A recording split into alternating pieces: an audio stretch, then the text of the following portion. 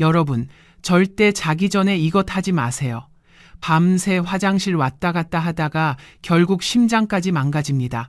서울대병원 심혈관센터가 15년간 추적 연구한 결과입니다. 밤에 2번 이상 깨서 화장실 가시는 분, 심장병 위험이 2배 높았습니다. 10명 중 7명이 그랬습니다.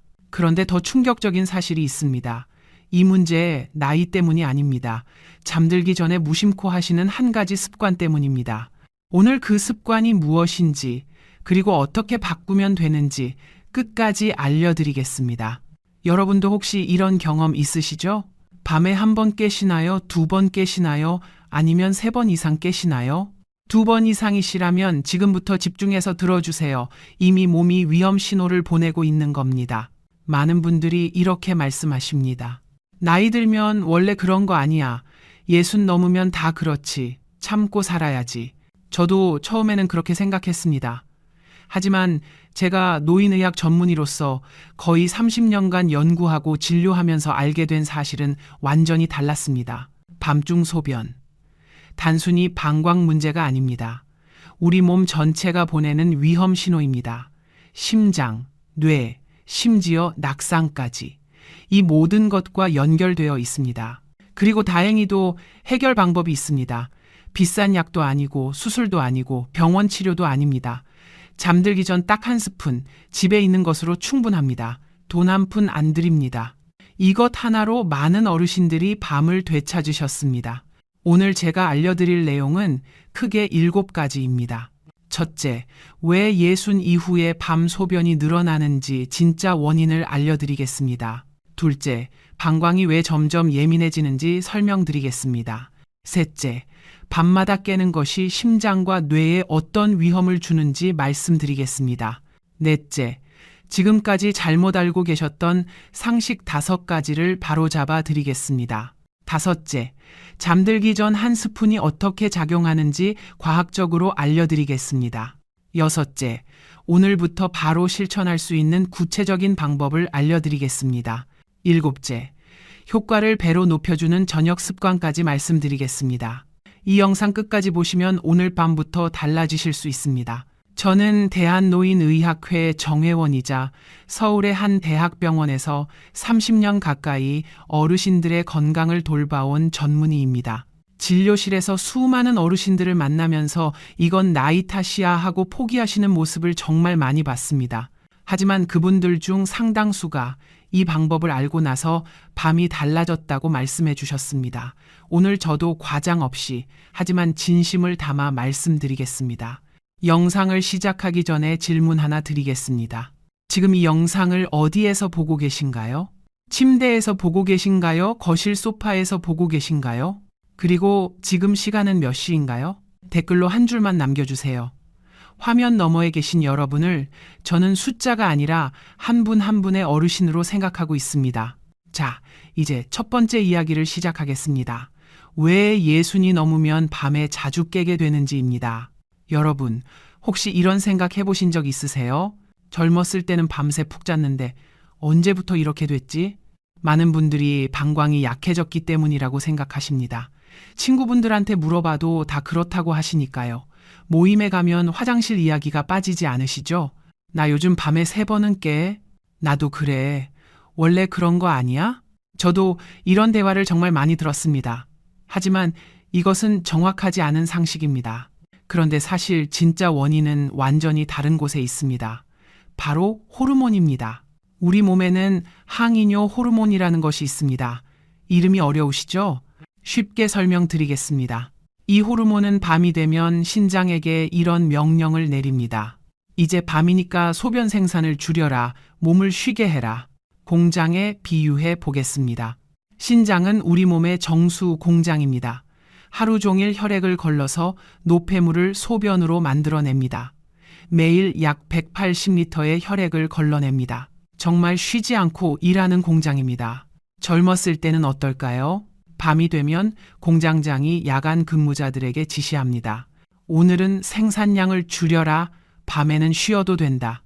그래서 같은 양의 물을 마셔도 밤에는 소변이 거의 만들어지지 않습니다. 한번 잠들면 아침까지 푹 잘 수 있었던 이유가 바로 여기에 있습니다. 여러분도 젊었을 때는 그러셨죠. 한번 누우면 아침까지 깨지 않고 푹 주무셨을 겁니다. 그런데 나이가 들면 어떻게 될까요? 공장장의 목소리가 작아집니다. 야간 근무자들에게 지시가 제대로 전달되지 않습니다. 그래서 밤에도 나처럼 열심히 소변을 만들어내는 겁니다. 대한노인의학회 자료에 따르면 60세 이후부터 이 호르몬의 야간 분비량이 눈에 띄게 감소하기 시작합니다. 구체적인 숫자를 말씀드리겠습니다. 30대의 야간 호르몬 분비량을 100이라고 하면 60대는 약 60으로 줄어듭니다.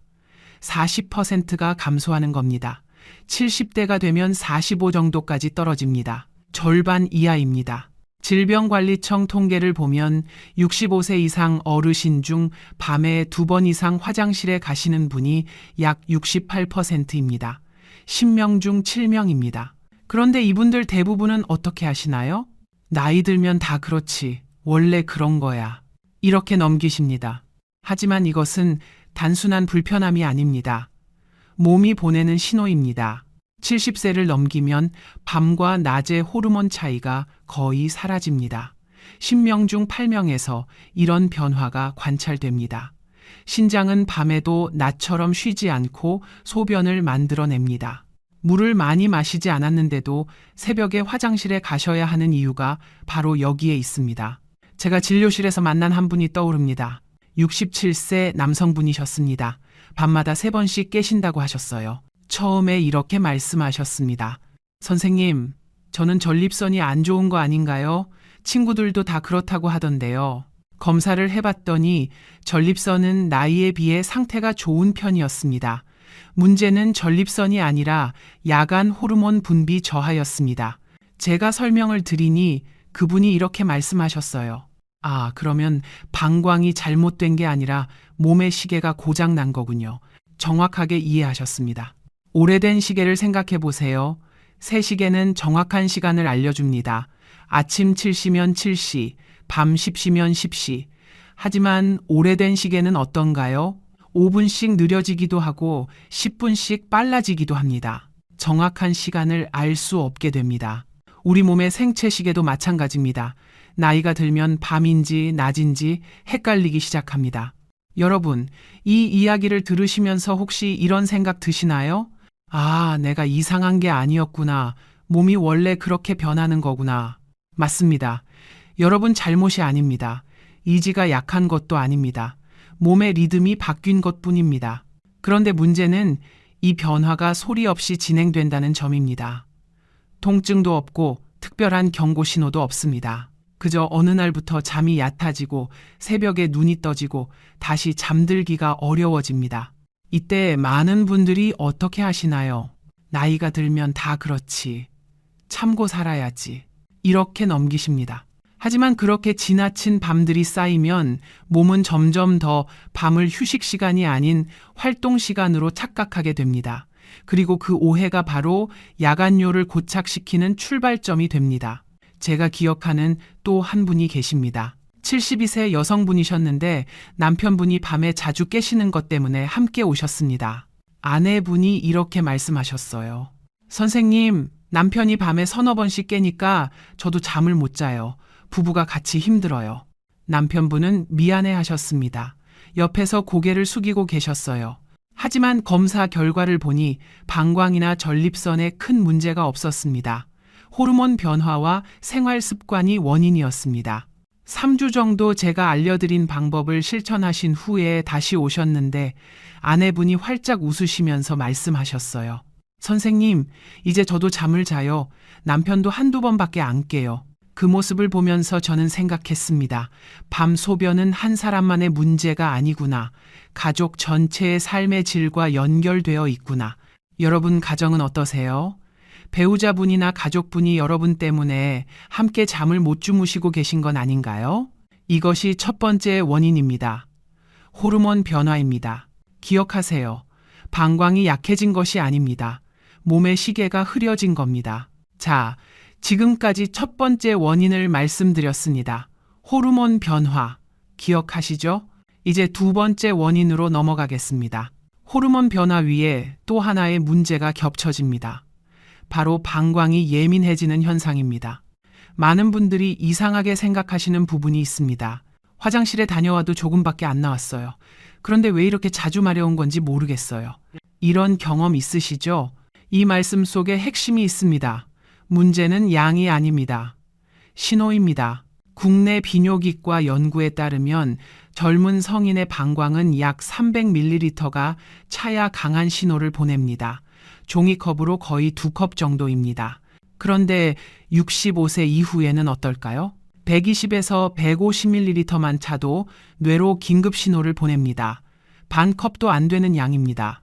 대한배뇨학회 연구에 따르면 65세 이상 어르신 중 72%가 이런 방광 과민 증상을 보입니다. 10명 중 7명입니다. 왜 이런 일이 생길까요? 방광벽에 있는 신경 말단이 노화와 함께 더 예민해지기 때문입니다. 오래된 화재 경보기에 비유해 보겠습니다. 새의 경보기는 어떤가요? 진짜 불이 났을 때만 울립니다. 연기가 자욱해지고 온도가 확 올라갈 때 울립니다. 하지만 오래된 경보기는 다릅니다. 토스트 조금 태운 것만으로도 난리가 납니다. 요리하다가 연기 조금 났는데 경보기가 울어서 당황하신 적 있으시죠? 방광도 마찬가지입니다. 젊었을 때는 꽉 찰 때만 신호를 보냈습니다. 하지만 나이 들면 조금만 차도 난리를 칩니다. 뇌는 이 신호를 받으면 어떻게 할까요? 진짜 가득 찼구나. 일어나야겠다. 이렇게 몸을 깨웁니다. 그래서 화장실에 다녀와도 왜 이것밖에 안 나왔지 하는 느낌이 드는 겁니다. 서울의 한 대학병원에서 진행된 연구 결과가 있습니다. 밤에 3번 이상 화장실에 가시는 65세 이상 어르신 중 62%가 방광 용량은 정상이었습니다. 방광이 작아진 것이 아니었습니다. 신호가 너무 빨리 울린 것입니다. 제가 기억하는 71세 남성 환자분이 계십니다. 이분은 밤마다 2-3번씩 깨시는데 소변량은 늘 적었습니다. 검사해보니 전립선도 괜찮고 방광도 특별한 이상이 없었습니다. 처음에 이렇게 말씀하셨어요. 내가 너무 예민한가 봐요. 성격이 원래 좀 급해서 그런가. 저는 그분께 이렇게 설명드렸습니다. 어르신, 방광이 약해진 게 아닙니다. 경보장치가 너무 빨리 울리고 있는 겁니다. 어르신 성격 문제가 아닙니다. 이 설명을 듣고 나서 그분의 표정이 조금 편안해지셨습니다. 문제를 이해하는 것만으로도 마음이 놓이시는 거죠. 여러분은 어떠세요? 화장실에 가셔도 양이 많으신 편인가요? 적으신 편인가요? 적은 편이시라면 방광신호 과민이 원인일 수 있습니다. 그런데 여기서 중요한 점 하나 짚고 넘어가겠습니다. 많은 분들이 잠자리에 들기 전 혹시 몰라서 미리 화장실에 다녀오시는 습관이 있습니다. 마렵지 않아도 일단 가보자 하시는 거죠. 현명한 행동처럼 보입니다. 하지만 사실 이것이 방광을 더 예민하게 훈련시킬 수 있습니다. 대한배뇨학회 자료에서도 반복적인 사전 배뇨가 방광 용적을 줄이는 데 영향을 줄 수 있다고 설명하고 있습니다. 방광은 기억하는 기관입니다. 자주 조금만 차도 비우면 그 상태를 정상으로 학습합니다. 아이 키우시는 것에 비유해 보겠습니다. 손주를 키우실 때 생각해 보세요. 아이가 조금만 보채도 바로 달래주면 어떻게 되나요? 아이는 조금만 불편해도 울게 됩니다. 어느 정도 참는 것을 배워야 합니다. 방광도 마찬가지입니다. 이해가 되시나요? 호르몬 변화에 방광 예민화가 겹치면 악순환이 시작됩니다. 밤은 점점 얕아지고 몸은 점점 쉽게 깨어납니다. 자, 지금까지 2가지 원인을 말씀드렸습니다. 첫째, 호르몬 변화. 둘째, 방광 예민화. 기억하시죠? 이제 이 문제가 왜 그냥 불편함으로 끝나지 않는지 알아보겠습니다. 우리 몸 전체에 어떤 영향을 미치는지 말씀드리겠습니다. 여러분, 이 부분은 조금 무겁게 들리실 수 있습니다. 하지만 반드시 알아야 하는 이야기입니다. 밤중에 소변 때문에 자주 깨는 것이 단순히 피곤함에서 끝나지 않습니다. 3가지 심각한 문제로 이어질 수 있습니다. 첫째, 심장 문제입니다. 둘째, 뇌 문제입니다. 셋째, 낙상 위험입니다. 하나씩 자세히 말씀드리겠습니다. 먼저 심장 이야기부터 해보겠습니다. 우리가 깊이 잠들면 심장도 함께 쉽니다. 정상적인 깊은 수면 동안에는 혈압이 자연스럽게 10에서 20% 정도 내려갑니다. 이것을 야간 혈압 하강이라고 부릅니다. 이 과정이 심장 건강에 매우 중요합니다. 심장을 트럭에 비유해 보겠습니다. 낮에는 무거운 짐을 싣고 열심히 달립니다. 배달도 하고 이사짐도 옮깁니다. 하루 종일 쉬지 않고 일합니다. 밤에는 어떻게 해야 할까요? 짐을 내리고 정비소에서 쉬어야 합니다. 엔진도 식히고 타이어도 점검하고 기름도 갈아야 합니다. 그래야 다음날 또 달릴 수 있습니다. 수면이 바로 그 정비 시간입니다. 그런데 대한고혈압학회 자료에 따르면 밤에 2번 이상 깨는 분들 중 상당수가 이 혈압 하강이 제대로 일어나지 않습니다. 구체적으로 말씀드리면 야간에 2번 이상 깨는 분들의 58%가 혈압 하강 부전을 보였습니다. 10명 중 6명입니다. 몸은 누워있지만 심장은 밤새 긴장 상태에 놓여 있는 겁니다. 트럭이 정비소에 들어갔는데도 엔진을 끄지 않고 공회전하는 것과 같습니다. 이런 상태가 반복되면 어떻게 될까요? 서울대병원 심혈관센터의 15년간 추적 연구 결과가 있습니다. 정말 충격적입니다. 밤에 2번 이상 깨는 어르신은 그렇지 않은 분에 비해 심근경색 위험이 1.8배였습니다. 뇌졸중 위험은 2.1배였습니다. 거의 2배입니다. 특히 새벽 4시에서 6시 사이가 가장 위험한 시간대로 나타났습니다. 왜 새벽이 위험할까요? 이 시간에 우리 몸은 혈압을 서서히 높여 깨어날 준비를 합니다. 일어날 준비를 하는 거죠. 그런데 밤새 제대로 쉬지 못한 심장과 혈관은 이 변화를 감당하기 어렵습니다. 그래서 심장마비나 뇌졸중이 이 시간대에 가장 많이 발생하는 겁니다. 여러분, 혹시 새벽에 화장실 다녀오신 후 가슴이 두근거리거나 머리가 맑지 않은 적 있으셨나요? 있으시다면 그것이 심장과 뇌가 보내는 경고 신호일 수 있습니다. 저는 이 이야기를 드릴 때마다 마음이 무겁습니다. 왜냐하면 많은 분들이 이 위험을 모르고 계시기 때문입니다. 아들, 딸에게 짐이 되고 싶지 않으시죠? 손주들과 오래오래 놀아주고 싶으시죠? 그러시려면 이 밤 소변 문제를 가볍게 넘기시면 안 됩니다. 제가 진료실에서 만난 한 분이 떠오릅니다. 68세의 남성분이셨습니다. 늘 웃으시면서 건강하게 지내시던 분이었어요. 손주가 둘인데 매주 주말마다 놀아주시는 게 가장 큰 낙이라고 하셨습니다. 어느 날 새벽에 화장실 다녀오시다가 갑자기 어지러우셨다고 합니다.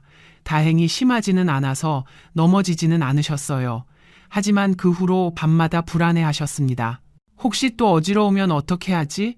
넘어져서 다치면 손주들이랑 못 놀아주는데. 그분이 하신 말씀이 아직도 기억납니다. 선생님, 저는 손주들한테 할아버지 최고 소리 듣는 게 제일 좋아요. 병원에 입원해서 아이들 걱정시키고 싶지 않아요. 그 마음, 여러분도 똑같으시죠? 다음은 뇌 이야기입니다. 깊은 수면 중에는 뇌 안에서 아주 중요한 일이 일어납니다. 낮 동안 쌓인 노폐물을 청소하는 겁니다.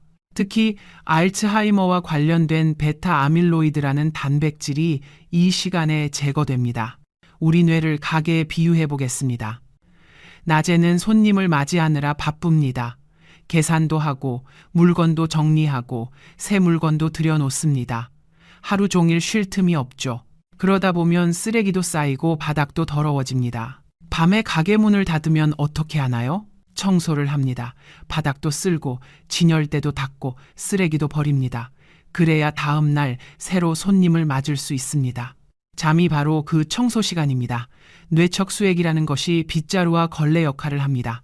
수면 중에 뇌척 수액이 순환하면서 노폐물을 쓸어냅니다. 대한신경과학회 보고에 따르면 깊은 수면 중에 뇌의 노폐물 청소 효율이 깨어 있을 때보다 10배 높습니다. 그런데 자꾸 깨면 어떻게 될까요?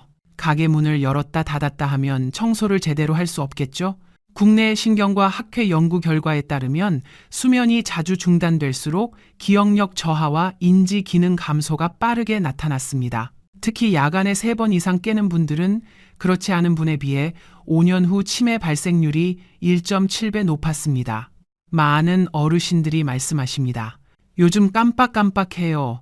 이름이 잘 안 떠올라요. 뭘 하려고 했는지 잊어버려요. 이것이 단순한 노화가 아니라 깨진 수면의 결과인 경우가 적지 않습니다. 여러분, 혹시 최근에 이런 경험 있으셨나요?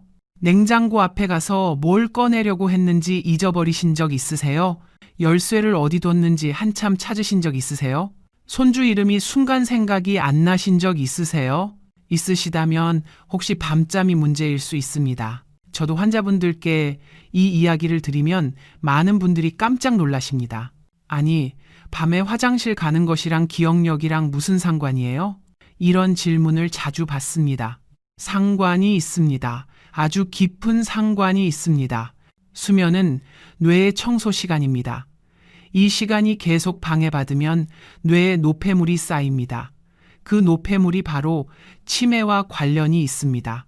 여러분은 혹시 주변에 치매에 걸리신 분을 보신 적 있으세요? 저는 진료실에서 정말 많이 봅니다. 그리고 그 가족들의 고통도 함께 봅니다. 치매는 본인만의 고통이 아닙니다. 가족 전체가 함께 힘들어집니다. 자식들이 일을 그만두고 간병해야 합니다. 손주들이 할아버지 할머니를 몰라보게 됩니다. 이 슬픈 이야기를 막을 수 있는 가장 기본적인 방법 중 하나가 바로 좋은 수면입니다. 밤에 자주 깨지 않는 것입니다. 마지막으로 낙상 이야기입니다. 가장 현실적인 위험입니다. 아직 잠에서 완전히 깨어나지 않은 상태에서 어두운 집안을 걷는 것은 젊은 사람에게도 위험합니다. 하지만 관절과 시력이 약해진 어르신에게는 훨씬 더 치명적입니다. 보건복지부 통계에 따르면 65세 이상 어르신의 고관절 골절 중 약 45%가 밤이나 새벽 시간대에 화장실로 이동하다가 발생합니다. 거의 절반입니다. 한 번의 낙상이 어떤 결과를 가져올 수 있을까요? 고관절 골절의 경우 수술, 3개월 이상의 입원, 6개월 이상의 재활이 필요합니다. 그리고 안타깝게도 고관절 골절 후 1년 내 사망률이 20%에 달합니다. 5명 중 1명입니다. 제가 잊지 못하는 한 분이 계십니다. 서울에 사시던 69세 여성분이셨습니다. 평소에는 매우 활동적이고 혼자 생활도 잘하시던 분이었습니다. 손주들과 공원에도 자주 가시고 친구분들과 여행도 다니셨습니다. 어느 날 새벽 화장실로 가시다가 미끄러지셨습니다. 고관절을 다치셨습니다. 수술과 긴 재활 기간을 거쳤습니다. 회복 후 진료실에서 그분이 이렇게 말씀하셨습니다. 선생님, 그냥 한번 화장실 가려다 이렇게 될 줄은 몰랐어요. 이제 손주들이랑 놀아주기도 힘들어요. 그 말 속에는 신체적인 고통보다도 자신감이 무너진 마음의 상처가 더 크게 느껴졌습니다. 더 안타까운 것은 그분의 가족들이었습니다. 딸이 직장을 그만두고 간병을 해야 했습니다. 가족 전체의 삶이 달라졌습니다. 나중에 그 딸분이 저한테 따로 말씀하셨어요. 선생님, 엄마가 밤에 자주 깬다는 건 알고 있었어요. 근데 그게 이렇게 위험한 줄은 몰랐어요. 진작 알았으면 뭔가 했을 텐데. 그 말을 듣는 순간 저도 마음이 아팠습니다. 여러분의 자녀분들도 아마 모르고 계실 겁니다. 부모님이 밤에 몇 번씩 깨신다는 것을요. 그리고 그것이 얼마나 위험한지도요. 오늘 이 영상을 자녀분들과 함께 보시는 것도 좋은 방법입니다. 가족이 함께 알아야 함께 예방할 수 있습니다. 여러분은 어떠세요? 침실에서 화장실까지 밤에 안전하게 이동할 수 있는 환경이신가요? 조명은 있으신가요? 센서 조명이나 야간 조명을 설치해 두셨나요? 문턱은 없으신가요? 작은 문턱도 밤에는 위험합니다. 미끄러운 바닥은 아니신가요? 화장실 바닥에 미끄럼 방지 매트가 있으신가요? 침대에서 일어날 때 잡을 수 있는 것이 있으신가요? 만약 한 가지라도 걱정이 되신다면 이 문제를 가볍게 넘기시면 안 됩니다. 자, 지금까지 3가지 위험을 말씀드렸습니다. 첫째, 심장 문제. 밤에 2번 이상 깨면 심장병 위험 2배. 둘째, 뇌 문제. 수면 중단이, 치매 위험 1.7배. 셋째, 낙상 위험. 고관절 골절의 45%가 야간 화장실 이동 중 발생. 기억하시죠? 그래서 저는 항상 강조합니다. 밤중 소변은 불편함의 문제가 아닙니다. 위험의 문제입니다. 다행히도 이 악순환을 부드럽게 끊어낼 방법이 있습니다. 몸을 억지로 누르는 방식이 아니라 밤에 쉬어도 된다는 신호를 다시 보내주는 방법입니다. 하지만 방법을 알려드리기 전에 먼저 여러분이 잘못 알고 계실 수 있는 상식들을 바로잡아 드리겠습니다. 이것을 모르시면 아무리 좋은 방법도 효과가 없습니다. 지금부터 말씀드릴 내용은 많은 분들이 깜짝 놀라실 수 있습니다. 지금까지 알고 계셨던 것과 완전히 다르기 때문입니다. 잘못된 상식 5가지를 말씀드리겠습니다. 첫째, 저녁에 물을 안 마시면 된다는 상식입니다. 많은 분들이 밤에 화장실 가기 싫어서 저녁 6시 이후로 물을 거의 안 드십니다. 현명한 방법처럼 보이죠? 하지만 이것은 오히려 역효과를 냅니다. 왜 그럴까요? 수분이 부족해지면 소변이 농축됩니다. 진한 소변은 방광벽을 자극합니다. 자극을 받은 방광은 더 예민해집니다. 더 자주 신호를 보냅니다. 대한배뇨학회 연구에 따르면 저녁 수분 섭취를 극단적으로 줄인 그룹이 오히려 야간뇨 빈도가 높았습니다. 그러면 어떻게 해야 할까요? 답은 적당히입니다. 저녁 식사 후 물 1컵, 종이컵으로 1컵 정도는 오히려 드시는 것이 좋습니다. 다만 잠들기 2시간 전부터는 줄이시면 됩니다. 둘째, 카페인만 피하면 된다는 상식입니다. 커피를 끊으면 괜찮아지겠지 생각하시는 분들이 많습니다. 물론 카페인은 줄이시는 게 좋습니다. 하지만 문제는 카페인만이 아닙니다. 알코올이 더 큰 문제입니다. 저녁에 소주 1잔, 맥주 1캔 드시는 분들 많으시죠? 잠이 잘 올 것 같다고 드시는 분도 계십니다. 하지만 알코올은 항이뇨, 호르몬 분비를 억제합니다. 앞서 말씀드린 그 호르몬입니다. 공장장의 목소리를 더 작게 만듭니다. 그리고 방광을 자극해서 더 자주 마렵게 만듭니다. 서울대병원 비뇨기과 연구에 따르면 저녁에 알코올을 섭취한 날, 밤 야간뇨 빈도가 평균 1.4배 증가했습니다. 저녁 술은 밤 소변의 적입니다. 셋째, 나이 들면 어쩔 수 없다는 상식입니다. 60 넘으면 다 그렇지. 원래 그런 거야. 이렇게 생각하시는 분들이 정말 많습니다. 하지만 이것은 반은 맞고 반은 틀린 말입니다. 네, 나이 들면 호르몬이 변합니다. 방광도 예민해집니다. 이것은 사실입니다. 하지만 이 변화를 완전히 막을 수는 없어도 완화할 수는 있습니다. 같은 70세라도 밤에 한 번도 안 깨시는 분이 있고 4-5번 깨시는 분이 있습니다. 그 차이는 생활 습관에서 옵니다. 대한노인의학회 연구에 따르면 적절한 생활 습관 관리를 한 그룹이 그렇지 않은 그룹에 비해 야간뇨 빈도가 40% 낮았습니다. 포기하지 마세요. 넷째, 참으면 방광이 튼튼해진다는 상식입니다. 무조건 참으면 된다고 생각하시는 분들 계십니다.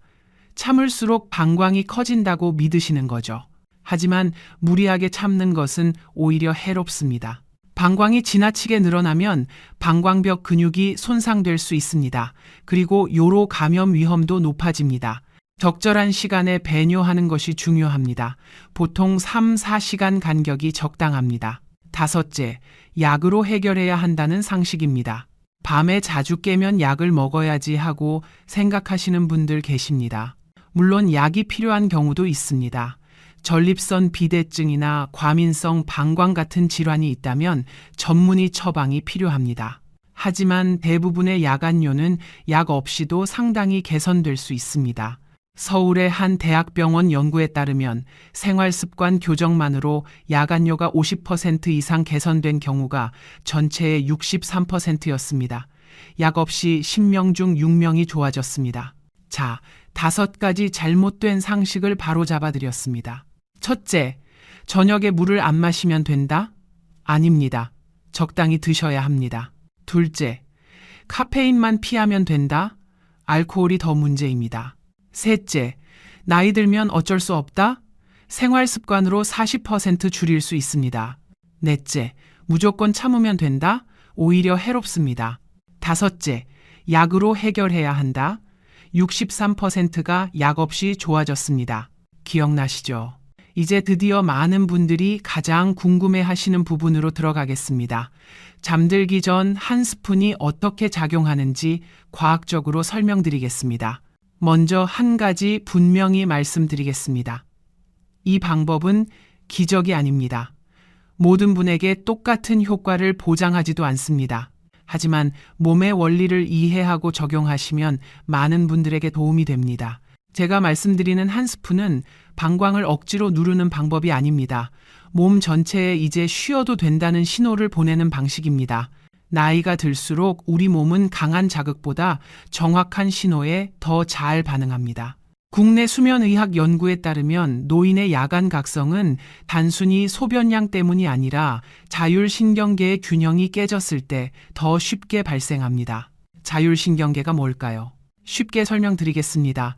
우리 몸에는 두 가지 페달이 있습니다. 자동차를 생각해 보세요. 엑셀과 브레이크가 있죠. 교감신경은 엑셀입니다. 몸을 긴장시키고 움직이게 합니다. 낮에 활동할 때 작동합니다. 부교감신경은 브레이크입니다. 몸을 이완시키고 쉬게 합니다. 밤에 잠잘 때 작동합니다. 젊었을 때는 낮에는 엑셀, 밤에는 브레이크. 이 전환이 깔끔하게 이루어집니다. 하지만 나이 들면 어떻게 될까요? 페달이 뻑뻑해집니다. 엑셀에서 브레이크로 바꾸려는데 잘 안 바뀝니다. 몸은 누워있는데 마음은 아직 난모드입니다. 이때 방광의 작은 신호도 크게 증폭되어 뇌를 깨웁니다. 제가 말씀드리는 한 스푼은 바로 이 전환을 부드럽게 돕는 역할을 합니다. 여러분, 지금까지 설명을 들으시면서 어떠셨어요? 아, 그래서 밤에 자꾸 깨는 거구나. 몸의 스위치가 안 바뀌는 거구나. 이해가 되셨죠? 문제를 이해하면 해결책도 명확해집니다. 자율신경 전환을 돕는 것, 이것이 핵심입니다. 그래서 저는 수면제를 권하지 않습니다. 수면제는 뇌를 강제로 끄는 것입니다. 자연스러운 전환이 아닙니다. 그리고 노인분들에게는 부작용도 많습니다. 낙상 위험이 오히려 높아질 수 있습니다. 대한수면학회에서도 고령자에게 수면제 장기 복용은 권하지 않습니다. 저는 몸의 자연스러운 리듬을 회복시키는 방법을 권합니다. 그것이 바로 오늘 말씀드리는 한 스푼입니다. 구체적으로 어떻게 작용할까요? 세 가지 메커니즘이 있습니다. 첫째, 혈당 안정입니다. 잠자는 동안 혈당이 급격히 떨어지면 우리 몸은 스트레스 호르몬을 분비합니다. 코티솔이라는 호르몬입니다. 이 호르몬이 분비되면 몸이 각성 상태로 바뀝니다. 그리고 방광 자극도 함께 증가합니다. 서울의 한 대학병원에서 진행된 연구에서 잠들기 전 혈당 변동이 큰 노인일수록 야간요 빈도가 높았습니다. 잠들기 전 소량의 자연 당분은 밤새 혈당을 안정적으로 유지해 줍니다. 급격한 저혈당을 막아주는 겁니다. 둘째, 부교감 신경 활성화입니다. 특정 식품에 들어있는 성분이 부교감 신경을 활성화합니다. 브레이크를 밟아주는 역할을 하는 거죠. 예를 들어 바나나에 있는 마그네슘과 칼륨, 꿀에 있는 트립토판이 이런 역할을 합니다. 셋째, 방광 자극 완화입니다. 나이가 들면 방광 내벽이 건조하고 예민해집니다. 이때 자극을 완화해주는 요소가 있으면 배뇨 신호가 과도하게 발생하는 것을 줄여줍니다. 대한배뇨학회 자료에서도 방광 자극을 줄이는 생활 습관이 야간요 관리의 핵심 중 하나라고 강조하고 있습니다. 그렇다면 구체적으로 무엇을 어떻게 먹으면 될까요? 세 가지 방법을 알려드리겠습니다. 하나만 선택하셔서 하시면 됩니다. 첫 번째 방법, 꿀 한 스푼입니다. 천연꿀을 작은 숟가락으로 한 스푼, 약 5ml 정도입니다. 물에 타지 마시고 그냥 그대로 드세요. 꿀에는 포도당과 과당이 들어있어서 밤새 혈당을 안정시켜줍니다. 그리고 트립토판이라는 아미노산이 멜라토닌 생성을 도와 수면의 질을 높여줍니다. 주의할 점이 있습니다. 당뇨가 있으신 분은 주치의와 먼저 상담하세요. 혈당 조절이 안정적이지 않은 분에게는 권하지 않습니다. 두 번째 방법, 바나나 반 개입니다. 바나나에는 마그네슘과 칼륨이 풍부합니다. 이 두 가지 미네랄이 근육을 이완시키고 신경을 안정시킵니다. 방광 근육도 포함해서요. 바나나는 소화가 잘 되어서 밤에 위장에 부담을 주지 않습니다. 당지수도 중간 정도라서 혈당을 급격히 올리지 않습니다. 너무 익은 바나나보다는 약간 노란색, 끝부분이 살짝 초록색인 바나나가 좋습니다. 당지수가 더 낮기 때문입니다. 세 번째 방법, 아몬드 5-7알입니다. 아몬드에는 마그네슘이 풍부합니다. 한 줌의 하루 필요량의 약 20%가 들어 있습니다. 마그네슘은 근육 이완과 신경 안정에 필수적입니다. 그리고 건강한 지방과 단백질이 들어 있어서 밤새 혈당을 천천히 유지해 줍니다. 소금이나 설탕이 첨가되지 않은 자연 상태의 아몬드를 드세요. 여러분은 어떤 방법이 끌리시나요? 꿀은 달콤한 것 좋아하시는 분께, 바나나는 과일 좋아하시는 분께, 아몬드는 견과류 좋아하시는 분께 기호에 맞게 선택하시면 됩니다. 효과는 비슷합니다. 한 가지 더 말씀드리겠습니다. 이 세 가지를 섞어서 드시면 안 됩니다. 하나만 선택하세요. 왜냐하면 양이 중요하기 때문입니다. 세 가지를 다 드시면 양이 너무 많아집니다. 그러면 오히려 소화기관을 자극해서 밤에 깨실 수 있습니다. 심플하게 하나만 선택하세요. 그리고 꾸준히 하세요. 여러분은 어떤 것을 선택하시겠어요? 지금 당장 댓글로 써보세요. 꿀이요, 바나나요, 아몬드요, 이렇게 써주시면 됩니다. 다른 분들이 뭘 선택하셨는지도 보실 수 있습니다. 제가 진료실에서 가장 많이 추천하는 것은 꿀입니다. 왜냐하면 양을 조절하기 가장 쉽기 때문입니다. 작은 숟가락 하나, 정확하게 한 스푼만 드시면 됩니다. 바나나는 반개라고 말씀드렸지만 바나나 크기가 다 다르잖아요. 아몬드도 5, 7알이라고 했지만 개수 세기가 번거로우실 수 있습니다. 꿀은 숟가락 하나면 됩니다. 간단합니다. 물론 당뇨가 있으신 분은 아몬드를 추천드립니다. 아몬드는 혈당에 거의 영향을 주지 않기 때문입니다. 자, 이제 가장 중요한 부분입니다. 어떻게 실천해야 하는지 구체적으로 알려드리겠습니다. 6가지만 기억하세요. 첫째, 시간입니다. 잠들기 30분에서 40분 전에 드세요. 너무 이르면 효과가 분산되고 너무 늦으면 몸이 신호를 받아들이기 전에 잠자리에 들게 됩니다. 국내 수면의학 연구에서도 이 시간대가 자율신경 전환이 가장 자연스럽게 일어나는 구간이라고 설명하고 있습니다. 둘째, 양입니다. 한 스푼 이상 드시면 안 됩니다. 너무 많으면 오히려 소화기관을 자극해서 밤에 몸을 깨울 수 있습니다. 정확한 양이 중요합니다. 셋째, 물입니다. 가능하면 물과 함께 드시지 마세요. 물이 들어가면 위와 장이 다시 움직이기 시작합니다. 그 신호가 신장과 방광으로도 전달됩니다. 오히려 밤중 소변 신호가 활성화될 수 있습니다. 대한수면학회에서도 잠들기 전 수분 섭취를 최소화하는 것이 야간 각성을 줄이는데 도움이 된다고 설명하고 있습니다. 넷째, 일관성입니다. 하루 이틀로 효과를 기대하시면 안 됩니다. 최소 7일에서 14일 정도 꾸준히 하셔야 합니다. 국내 노인 수면 패턴 연구에서도 새로운 야간 습관이 자리 잡기까지 약 2주 정도 걸린다고 보고하고 있습니다. 중간에 한번 깼다고 해서 실망하지 마세요. 목표는 완전히 안 깨는 것이 아닙니다. 덜 깨고 다시 잠들기 쉬운 상태로 가는 것입니다. 다섯째, 기록입니다. 밤에 몇 번 깨셨는지 간단히 메모해 두세요. 달력의 숫자만 적어도 됩니다. 일주일 후, 2주 후에 비교해 보시면 변화를 느끼실 수 있습니다. 여섯째, 예외 상황입니다. 당뇨가 있으시면 반드시 주치의와 상담하세요. 갑작스러운 체중 감소, 혈뇨, 배뇨 시 통증이 있으시면 반드시 비뇨기과 진료를 받으셔야 합니다. 이 방법은 치료를 대신하는 것이 아닙니다. 자, 6가지 기억하시죠? 첫째, 잠들기 30, 40분 전에. 둘째, 한 스푼만. 셋째, 물 없이. 넷째, 최소 2주간 꾸준히. 다섯째, 기록하기. 여섯째, 예외 상황 확인. 기억해 두세요. 중간 정리를 해드리겠습니다. 잠들기 30, 40분 전, 한 스푼만, 물 없이, 2주 이상, 기록하기, 예외 확인. 6가지. 기억하시죠? 어려운 것 하나도 없습니다. 오늘 밤부터 시작하실 수 있습니다. 집에 꿀이나 바나나나 아몬드 하나쯤은 있으시잖아요. 제가 진료했던 73세 남성 환자분이 떠오릅니다. 이분은 오랫동안 밤에 3번씩 깨는 것이 당연하다고 생각하며 지내셨습니다.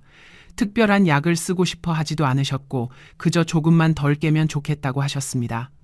이 방법을 2주 정도 실천하셨습니다. 다시 진료실에 오셨을 때 이렇게 말씀하셨어요. 선생님, 아직 한 번은 깨지만 예전처럼 불안하지가 않습니다. 저는 이 말이 매우 중요하다고 느꼈습니다. 몸이 밤을 다시 신뢰하기 시작했다는 신호이기 때문입니다. 그리고 한 달 후에 다시 오셨을 때는 이렇게 말씀하셨습니다. 선생님, 이제 한 번만 깨요. 가끔은 한 번도 안 깰 때도 있어요. 아내가 좋아해요. 같이 푹 잘 수 있으니까. 그분의 표정이 정말 밝아지셨던 것이 기억납니다. 이 방법은 기적이 아닙니다. 마법의 약도 아닙니다. 하지만 나이가 들며 흐트러진 생체 리듬을 아주 작은 신호로 다시 정렬해주는 과정입니다. 여러분도 하실 수 있습니다. 어렵지 않습니다. 오늘 밤부터 시작하세요. 자, 지금까지 잠들기 전 한 스푼의 원리와 방법을 알려드렸습니다.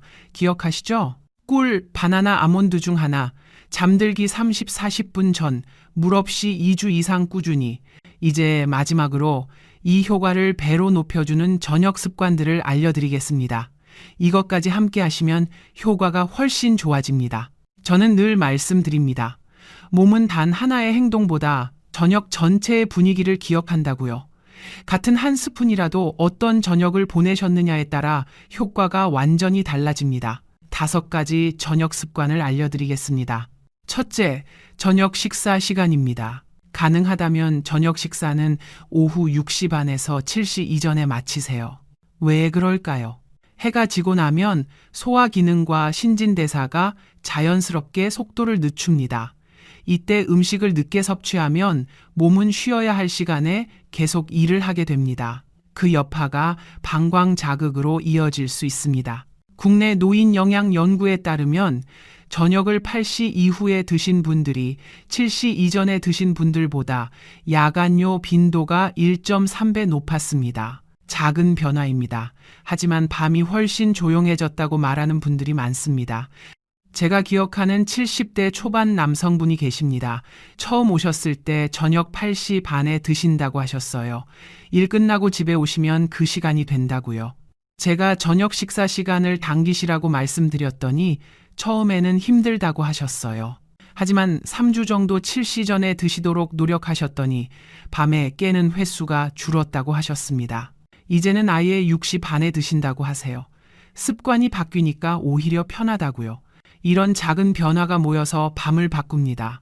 둘째, 저녁 이후 음료입니다. 많은 어르신들이 따뜻한 우유나 차 한 잔을 편안함의 상징처럼 생각하십니다. 하지만 밤 시간대에는 그 한 잔이 생각보다 큰 자극이 됩니다. 액체가 들어가면 몸은 다시 처리 모드로 들어갑니다. 신장과 방광도 함께 움직이기 시작합니다. 잠들기 이 시간 전부터는 음료 섭취를 최소화하세요. 위로가 필요하시다면 음료 대신 따뜻한 조명 아래에서 가볍게 몸을 이완시키는 것이 더 좋습니다. 셋째, 잠자는 자세입니다. 왼쪽으로 누워서 무릎 사이에 작은 베개를 끼는 자세가 좋습니다. 왜 그럴까요? 이 자세는 복부 압력을 줄이고 혈액순환을 도와 밤 동안 몸이 안정되기 쉬운 환경을 만들어줍니다. 방광에 가해지는 압력도 줄어듭니다.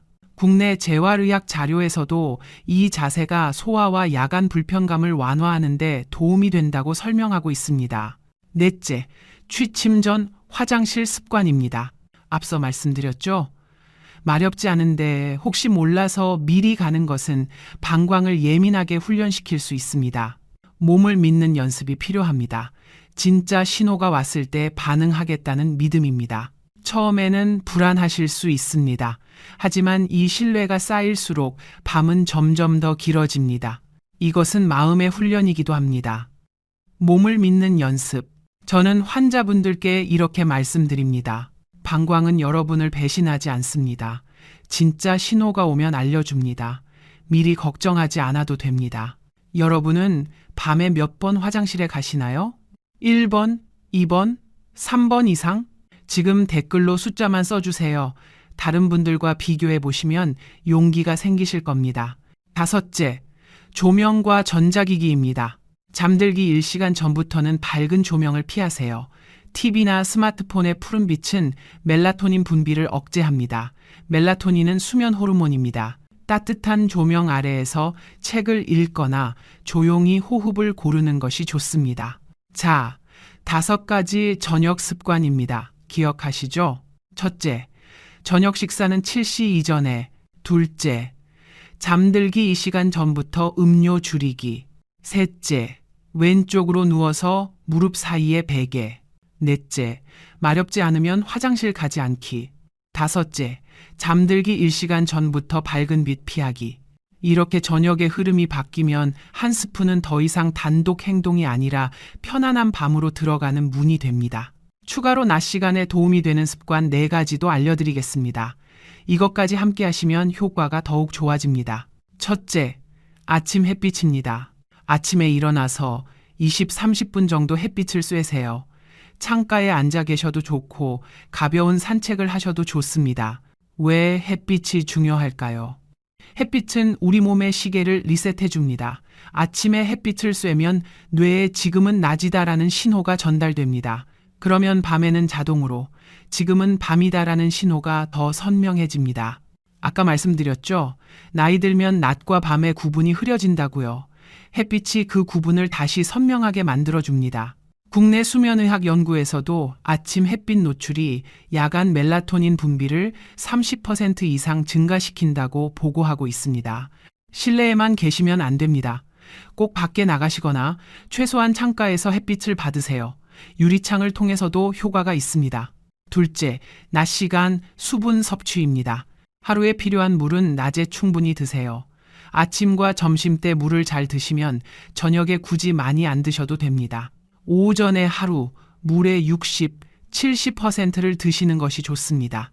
셋째, 가벼운 운동입니다. 하루 20, 30분 걷기 운동을 하세요. 격렬한 운동은 피하시고 땀이 살짝 나는 정도면 됩니다. 운동은 자율신경의 균형을 회복시켜줍니다. 낮에 적당히 활동하면 밤에 부교감 신경이 더 잘 활성화됩니다. 아까 자동차 비유 기억하시죠? 엑셀과 브레이크요.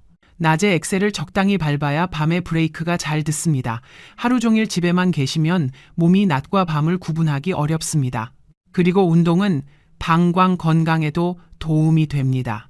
대한비뇨기과학회 자료에 따르면 규칙적인 걷기 운동을 하는 그룹이 그렇지 않은 그룹에 비해 야간뇨 빈도가 25% 낮았습니다. 특히 골반 바닥 근육을 강화하는 케겔 운동이 도움이 됩니다. 케겔 운동 아시죠? 소변을 참는 것처럼 아랫배에 힘을 주는 운동입니다. 하루에 3번, 한 번에 10회씩 하시면 됩니다. 언제 어디서나 하실 수 있습니다. 앉아 계실 때, TV 보실 때 언제든 가능합니다. 다만 저녁 6시 이후에 격렬한 운동은 피하세요. 몸이 각성 상태가 되어 잠들기 어려워질 수 있습니다. 넷째, 낮잠 조절입니다. 낮잠은 20분 이내로 제한하세요. 너무 오래 주무시면 밤 수면에 영향을 줍니다. 그리고 오후 3시 이후에는 낮잠을 피하세요. 왜 20분일까요? 낮잠이 20분을 넘어가면 깊은 수면에 빠지게 됩니다. 깊은 수면에서 깨면 오히려 더 피곤해집니다. 그리고 밤에 잠들기 어려워집니다. 20분 정도의 짧은 낮잠은 오히려 좋습니다. 피로 회복에 도움이 되고 밤 수면에는 영향을 주지 않습니다. 알람을 맞춰두세요. 20분 후에 울리도록요. 그리고 누워서 주무시지 마시고 소파나 의자에 기대어 주무세요. 그래야 너무 깊이 잠들지 않습니다. 자, 이제 오늘 말씀드린 내용을 전체적으로 정리해 드리겠습니다. 긴 영상이었지만 여기까지 함께 해주셔서 감사합니다. 오늘 우리는 7가지를 함께 살펴봤습니다. 첫째, 왜 나이 들면 밤에 자주 깨는지 알아봤습니다. 항이뇨 호르몬이 줄어들기 때문입니다. 몸의 시계가 흐려진 거죠. 둘째, 방광이 왜 예민해지는지 알아봤습니다. 경보기가 너무 빨리 울리는 겁니다. 셋째, 이것이 왜 위험한지 알아봤습니다. 심장병 위험 2배, 치매 위험 1.7배, 낙상 위험. 단순한 불편함이 아니었습니다. 넷째, 잘못된 상식 5가지를 바로잡았습니다. 저녁에 물 안 마시면 된다? 틀렸습니다. 나이 들면 어쩔 수 없다? 40% 줄일 수 있습니다. 5째, 잠들기 전 한 스푼이 어떻게 작용하는지 알아봤습니다. 혈당 안정, 부교감 신경 활성화, 방광 자극 완화, 3가지 원리입니다. 6째, 구체적인 실천 방법을 알려드렸습니다. 잠들기 30, 40분 전, 한 스푼만 물 없이 2주 이상 꾸준히. 7째, 효과를 높이는 저녁 습관을 알려드렸습니다. 저녁 식사 7시 이전, 음료 줄이기, 왼쪽으로 눕기, 몸 믿기, 밝은 빛 피하기. 기억하시죠? 자, 이제 가장 중요한 것만 다시 한번 정리해 드리겠습니다. 오늘 영상에서 딱 3가지만 기억하세요. 첫째, 밤에 자주 깨는 것은 나이 탓만이 아닙니다. 호르몬 변화와 방광 예민화가 원인입니다. 그리고 생활 습관으로 충분히 개선할 수 있습니다. 둘째, 잠들기 전 한 스푼 습관을 시작하세요. 꿀, 바나나, 아몬드 중 하나. 잠들기 30, 40분 전에 물 없이 2주 이상 꾸준히. 셋째, 저녁 전체의 흐름을 바꾸세요. 저녁 식사는 7시 이전에, 음료는 잠들기 2시간 전부터 줄이기, 조명은 1시간 전부터 어둡게. 이 3가지만 기억하시면 됩니다. 어렵지 않습니다. 오늘 밤부터 시작할 수 있습니다. 돈 한 푼 안 듭니다.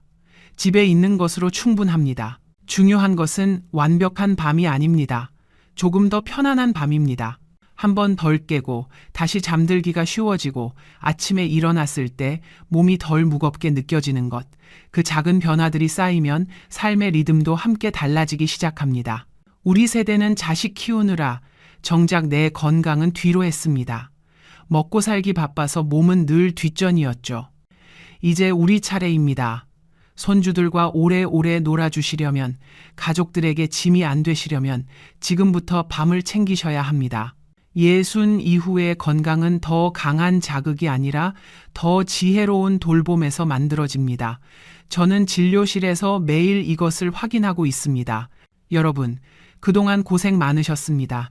이제 스스로에게 조금 더 친절해지셔도 괜찮습니다. 이 영상의 내용은 일반적인 건강 정보를 바탕으로 한 것입니다. 개인의 상태에 따라 다를 수 있습니다. 통증, 혈뇨, 급격한 증상 변화가 있다면 반드시 전문의와 상담하시기 바랍니다. 이 영상은 진단이나 치료를 대신할 수 없습니다. 오늘 이야기가 마음에 조금이라도 닿았다면 댓글로 지금 계신 곳과 시간을 남겨주세요. 여러분의 한 줄 한 줄이 저에게는 다시 영상을 만들 힘이 됩니다. 도움이 되셨다면 좋아요 부탁드립니다. 가족 중에 밤에 자주 깨시는 분이 계시다면 이 영상을 공유해 주세요. 함께 건강해지실 수 있습니다. 구독해 주시면 더 많은 분들께 건강 정보가 전달됩니다. 우리 함께 건강해집시다. 저는 앞으로도 여러분의 밤이 조금 더 조용해질 수 있도록 과장 없이 하지만 진심을 담아 이야기하겠습니다. 오늘 밤은 스스로에게 조금 더 친절해지셔도 괜찮습니다. 편안한 밤 되시길 바랍니다. 감사합니다.